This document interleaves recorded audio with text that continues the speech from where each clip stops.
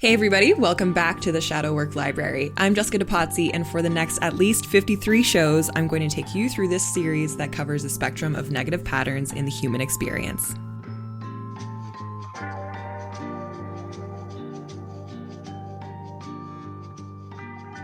All right, well, I hope you guys are all having a wonderful day.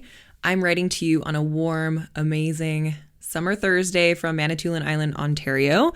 And if you hear any banging around during this recording, Jeff is downstairs cleaning while I'm avoiding cleaning to record this. We have some friends staying at our cottage for the week with their new baby to enjoy the lake and our chickens while we take kiteboarding lessons at Sauble Beach, celebrating my sister-in-law's birthday. Happy birthday, Jen. So that'll be fun, but first, cleaning needs to happen and all that boring stuff. I'll definitely be practicing the presence game from the last episode because I tend to be a little ADD and a deep house clean really isn't on my list of things that lights me up.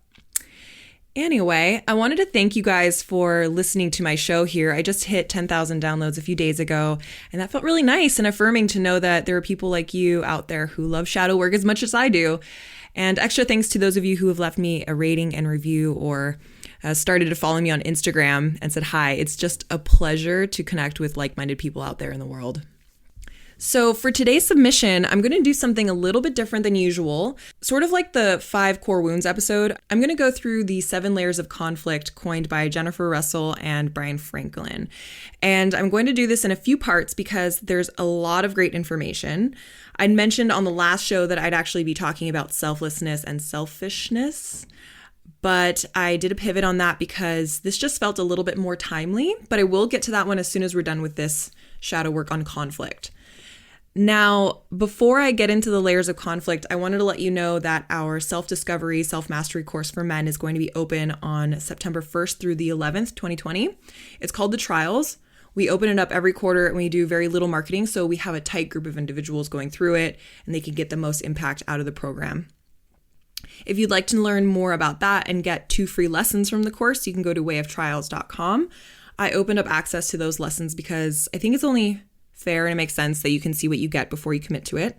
And even if you're not feeling like it's your time to commit to a 12-week course, you can still head over there and get the lessons. They're really good. Erin Guyet's lesson is on physiological stress and how different forms of stress or force can be beneficial to your physiological performance, your physical performance. And Rick Alexander talks about how you can use your value system to design your life. So yeah, really good stuff. You can get those lessons at wayoftrials.com. Okay, so back to today's shadow work submission. We are talking about conflict. Conflict tends to break out whenever 2 or more people agree to identify with their emotional state. And it can be interpreted either through relationships or collectively through communities. And if we break down the Latin origin of the word, con means together and flict is from the Latin word fligere.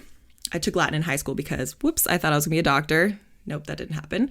Flict means to beat or strike. So conflict means to strike or fight together. I'm sure you don't need a Latin breakdown to know that conflict often feels like you're striking each other with words or even literally, but it's nice to get these origins, I think.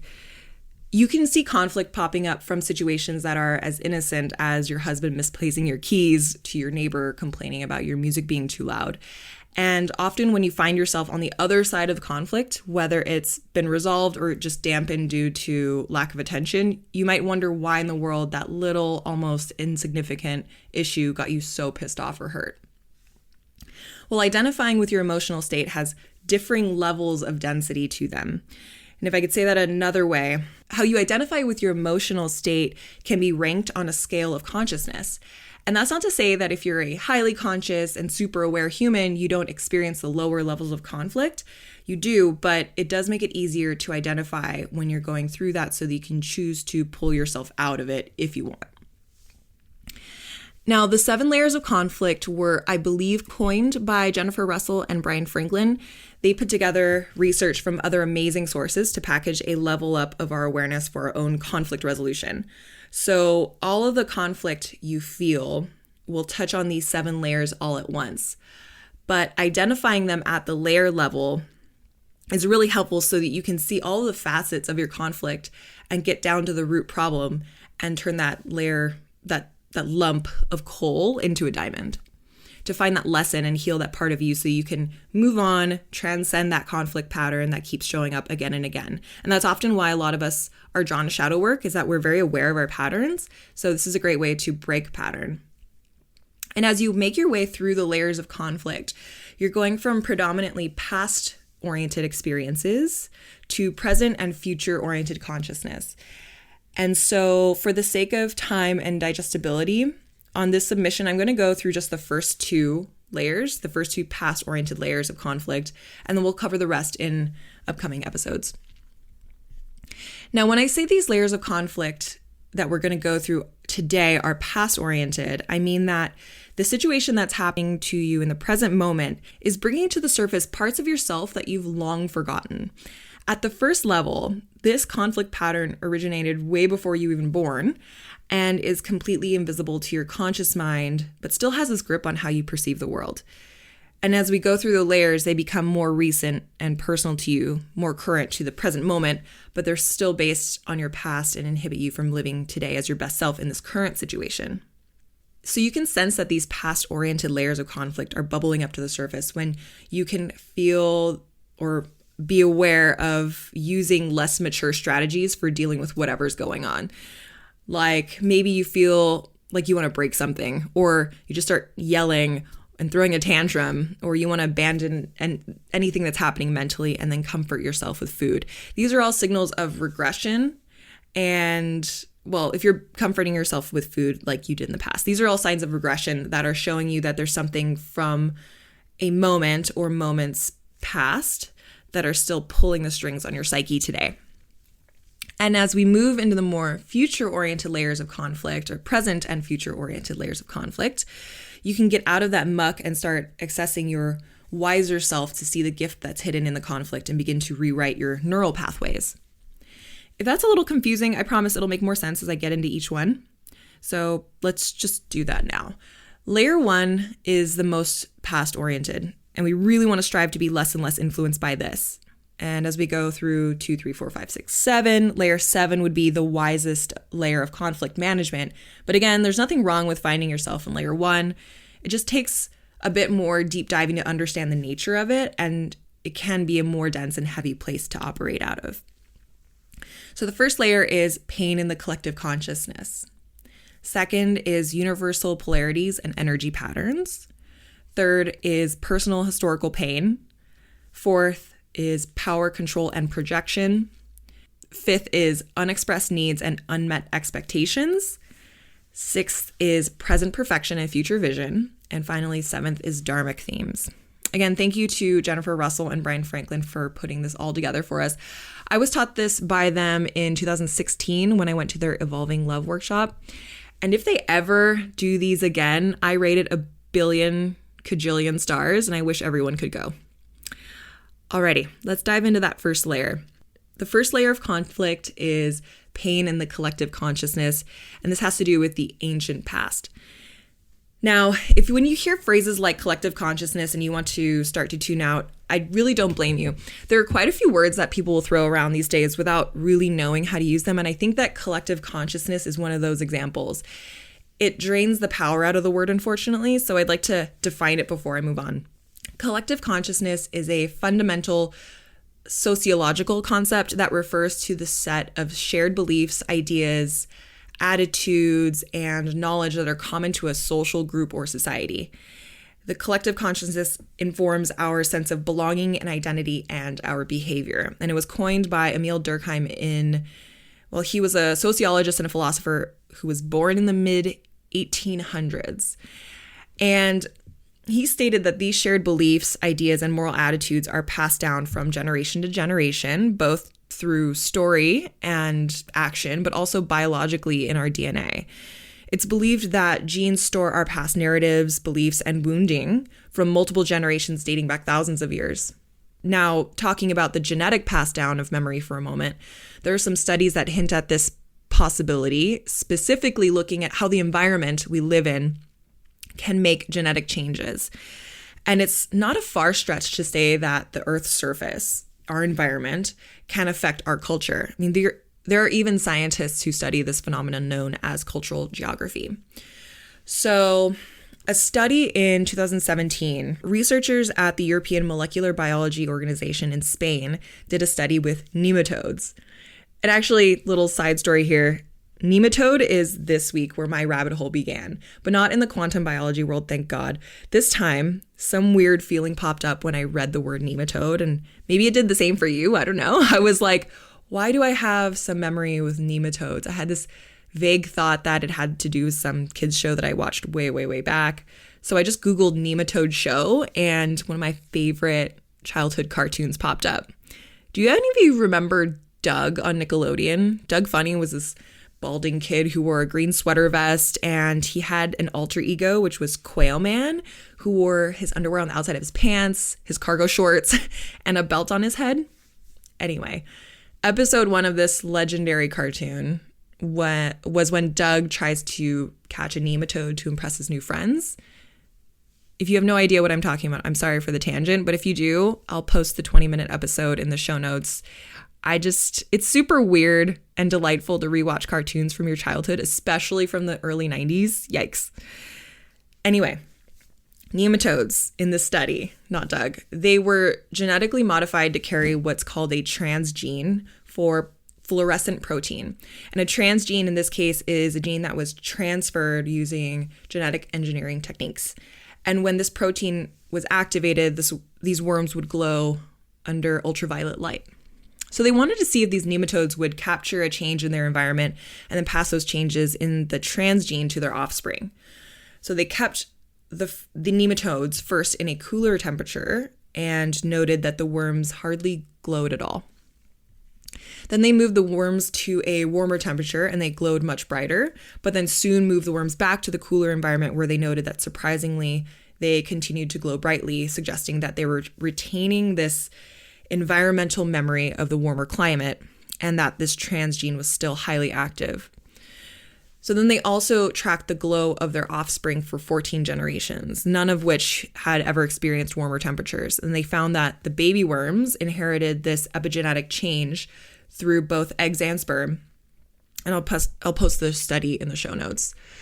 So yes, we're talking about worms here, and it may feel like a stretch to say that ancient worm vacations prove that we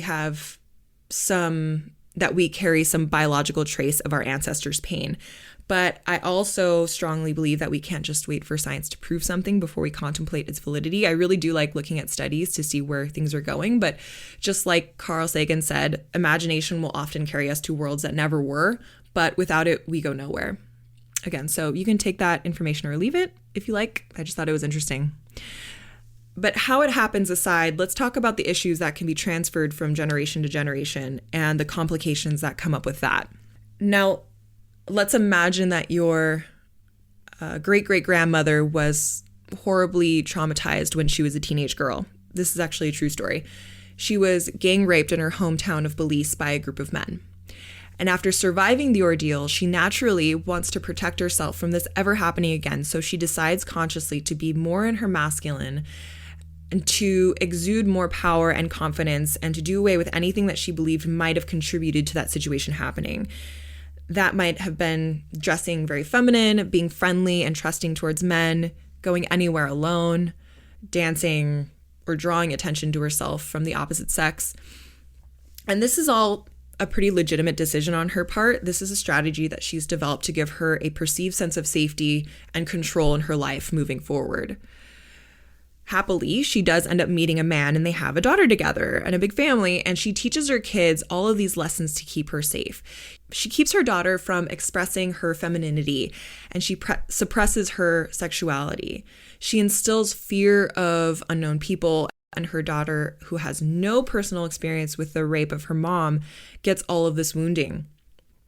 And that girl grows up to be a woman, and she passes those lessons on to her children, either by actively teaching them these lessons or just passively as they observe how the main women in their life now are, and then they mimic it or they use it as a baseline to see how a woman should be.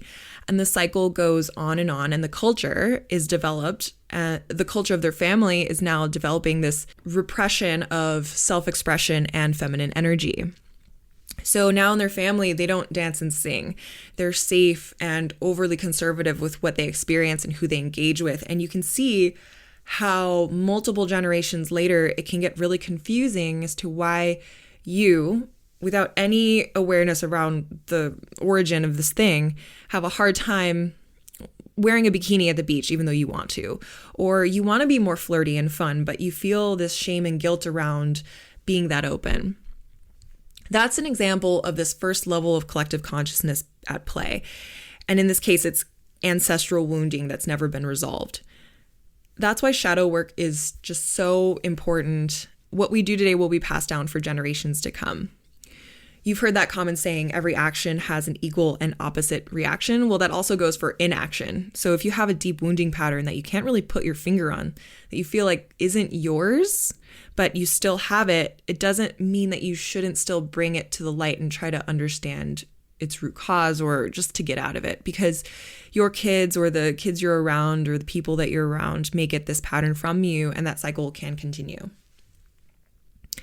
So how do you know if the conflict you're experiencing is heavy in that first layer, like heavy first layer vibes?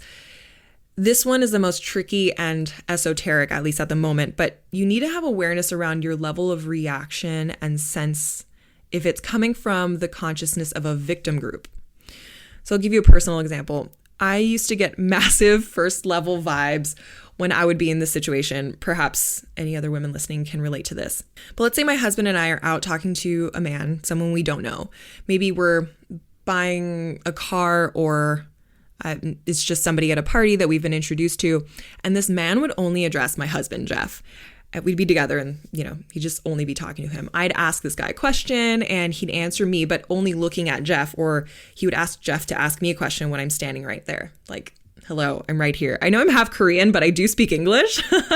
I would just get so pissed, and like on behalf of all women, not just myself.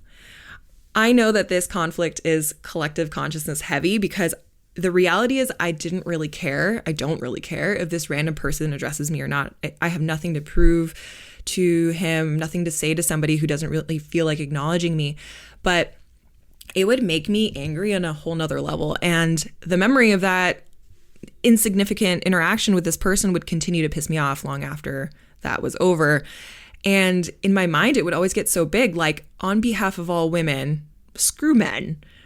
And I have nothing against men. I have a business that works solely with men at the moment. But at the time, I was answering from a place of all women in my lineage and all repressed women in the world, from this distant memory of things being really bad for us, but nothing in my lifetime.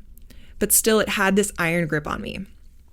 Now, I won't say that the oppression of women is something I've completely detached from. I know that it's still there, but through awareness and even alternative healing modalities, I've learned to acknowledge it for what it is and not emotionally attached to that deep-rooted stuff.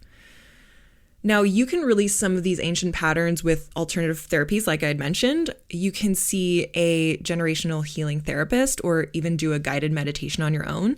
There's a hypnosis meditation that I like by Joe Tracy, which I'll link to in the show notes. It'll have you imagining different scenarios that may or may not have happened in your lineage or past life. Now, I always feel the need to caveat that I don't know if any of this stuff is, quote, real, but whether it's placebo effect or whatever, it works for many, many people. Our bodies are smarter than we can even comprehend, and they store information in strange places. So while it may be more foreign to those of us in the West, you can just refer back to the billions of people who subscribe to Chinese medicine. They know and believe and have studied these things for centuries. You can also see somebody who offers EFT, which is emotional freedom techniques or emotional release. Our good friend Dr. Panko is based in the Ottawa area, and he's an amazing practitioner of emotional release, and it requires no talking on your part. He just somehow with his voodoo moves the stuck energy out of your body, and it's like very, very relaxing and clearing. And often people will have super vivid dreams after years of not dreaming, which is a good sign that something is moved around. Okay, now let's get into the second layer of conflict, which are energy patterns and universal polarities. So these patterns are created in your personal past when you're in your infancy, perhaps even during your gestation period, and that can go up to, I believe it's about 5 years old. And they're energetic safety strategies for times when you felt scared or unsafe. This is coined by psychotherapist Stephen Kessler, who brought all of these energy patterns together from the works of other researchers in his book, The 5 Personality Patterns. And he does it in a very simple to understand way.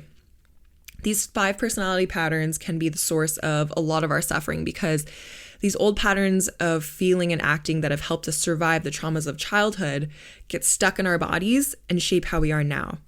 And he's really great at highlighting that these are just patterns and not personality types, which types suggest that that's how you should identify and that's how you are, rather than patterns. You know, it's like seeing them as a form of behavior that can be changed. So I like that. And when I'm talking about traumas in your infancy, it doesn't even need to be anything big. It can be as simple as observing your parents raising their voices at each other, or a door slamming, or a dog barking. It's something that's happening that's shocking you or scaring you and you don't know what's going on. And as an infant, there's very little that you can do about it. You don't have a lot of options. You can't physically leave or physically protect yourself, and you can't ask people what's happening. So the only thing that you have the ability to do is shift the energy through your body in particular ways. It's like the old adage goes, where you put your attention, your energy goes. So if something's upsetting you, you move your attention so it doesn't feel so bad.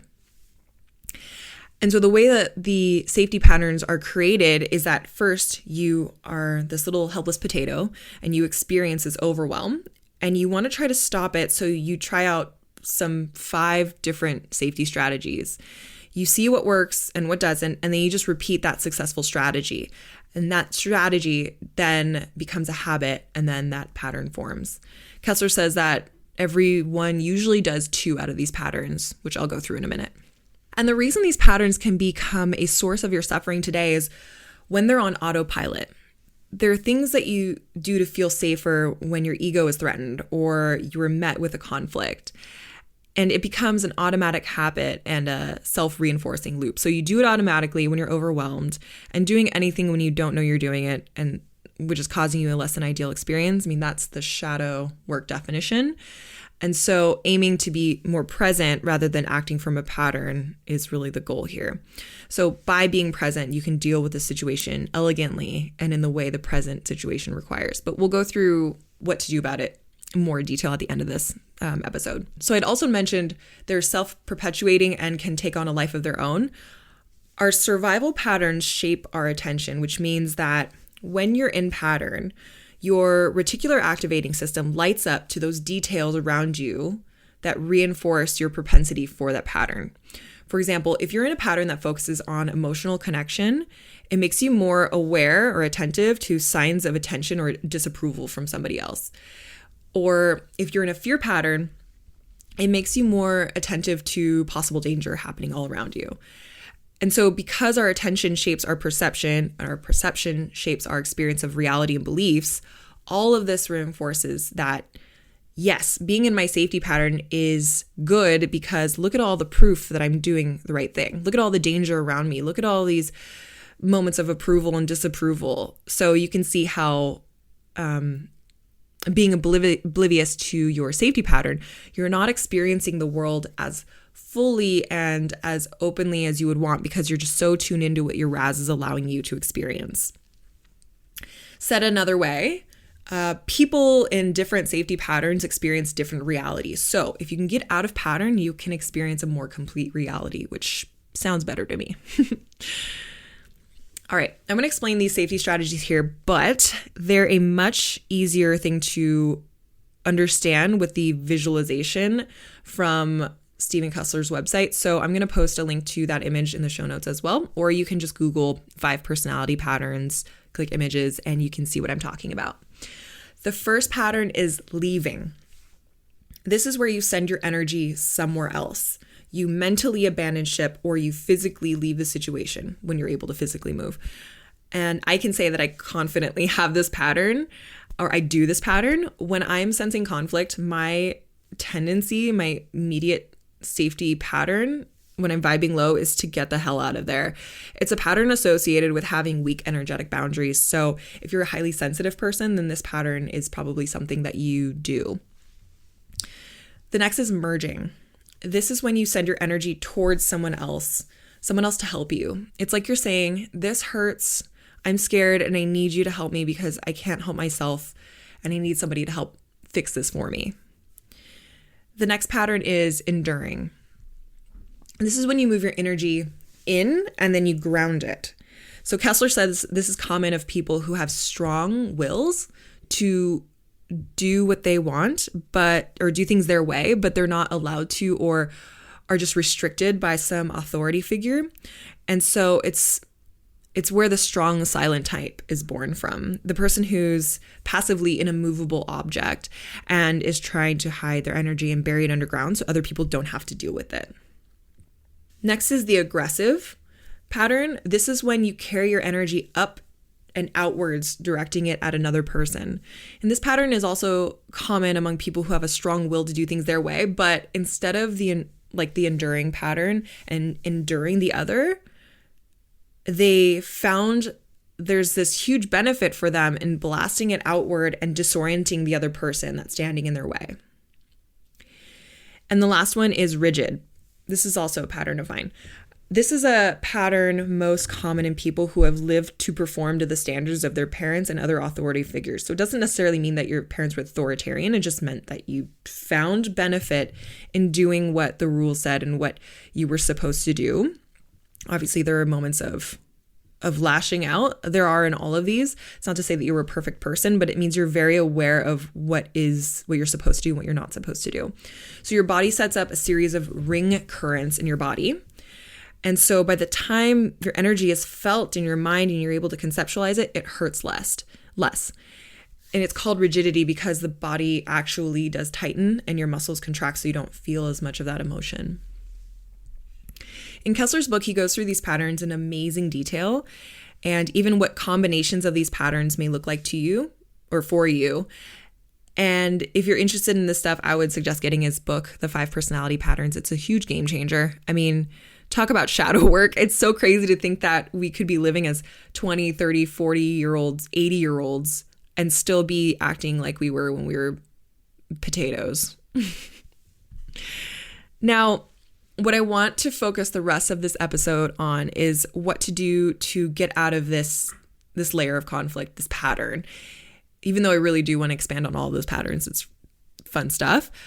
But really, the book will do a much better job than I can at explaining all of the awesome nuances and even the gifts and talents that you have with a particular pattern. Because just like this shadow work process that I explain, these negative patterns aren't always negative. There are awesome things that you can do with them and talents you have with them. So when you start doing any sort of self-discovery or inner work, you really first need to identify your inner witness and develop her or him. And the inner witness doesn't judge or comment on your experience. Its job is to record what you think and what you feel, and what you say and do at the moment so that you can go back and then reflect on how you got from point A to point B during moments of potentially chaos and conflict, but even good times. It's a good way for you to reflect. And you may have heard me talk about pauses before. The inner witness activates during those pauses after the pattern has occurred. So here's an example. Let's say that you are happily remarried and a year in, you unrelatedly just bought a new pair of shoes and you come home and you show your wife and she says, "Oh, wow, those look nice on you. How much were they?" And you suddenly find yourself enraged and like storming off saying, "What does it matter how much I paid for them? Why do you always have to ask that?" And then you find yourself just way more pissed off than you probably should be. So what happened there? How did you get from happy about new shoes to smoldering about your wife's reasonable question? This is where you can ask your inner witness to play back for you all of the steps in between so you can see how you got from A to B. Maybe your inner dialogue was like this: "I know I probably don't need these shoes, but they'll make training a lot better. But also, who am I kidding? It's not the shoes, it's my lack of willpower to go to the gym." So you're attacking yourself here.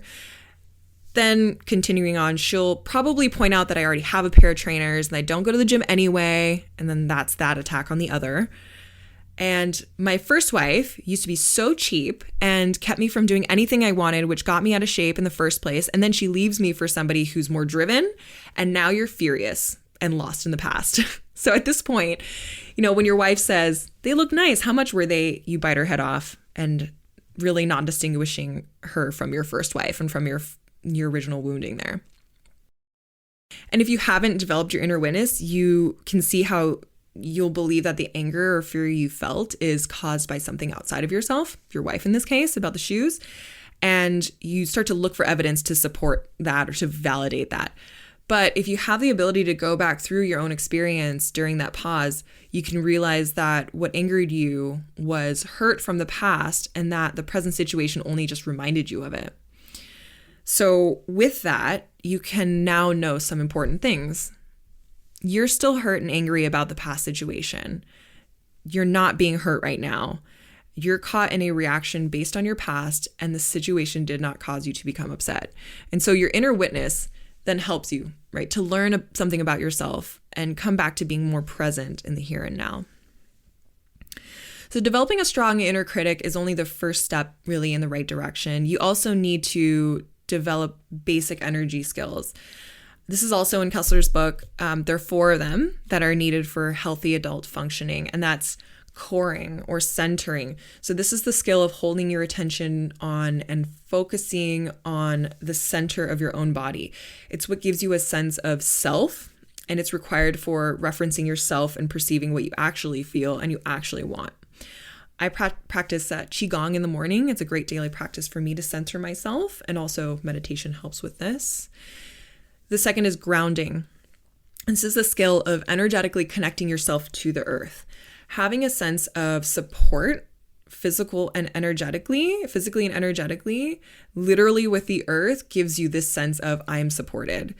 And grounding exercises are often suggested to people who are experiencing anxiety, but they're great for everyone to do. This can be walking barefoot on the earth, or doing the 5, 4, 3, 2, 1 grounding technique, which is observing 5 things you can see, 4 things you can feel, 3 things you can hear, 2 things you can smell, and 1 thing you can taste. It makes you aware of the environment around you and the groundingness that you have when you feel like you're starting to spiral. The third, we have edging. This is the skill of creating and holding an energetic boundary around your personal space. So I often do this when I'm in the presence of somebody who's particularly intense. And like I admitted earlier, I do have weak energetic boundaries. And so if somebody, like even an awesome person who's just like really intense, I can get a teeny bit overwhelmed. Less now because I've learned to be more fully functioning. But when I was younger, I was like, oh my gosh, it's like hard to be with.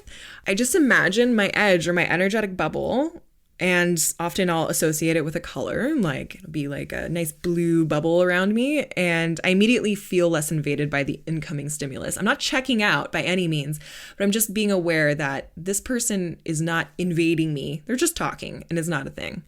And then finally, it's me or not me. This is another skill here of distinguishing between what are your thoughts and feelings and what are other people's thoughts and feelings. Because if you have other people's feelings in your body, it can be really hard to figure out what you actually feel. So, okay, yeah, those were the first 2 layers of conflict, the 2 out of the 7. And so in the next Shadow Work Library submission, I'm going to cover at least the next 2, which are personal historical pain and power control and projection. As always, if you have any questions about what I talked about today, or you just want to say hi, you can hit me up on Instagram at @JessicaDePazzi_, or you can email me at jessica@thespecialforcesexperience.com. And if you're enjoying the show and the shadow work process, I would love a rating and review. Not only will my ego love it, but it also helps podcast syndicates see that it's a good show, and it'll bump it up in the rankings so more people can find it. All right, y'all, have a great week. Everybody stay safe, but not too safe, and we'll talk again soon.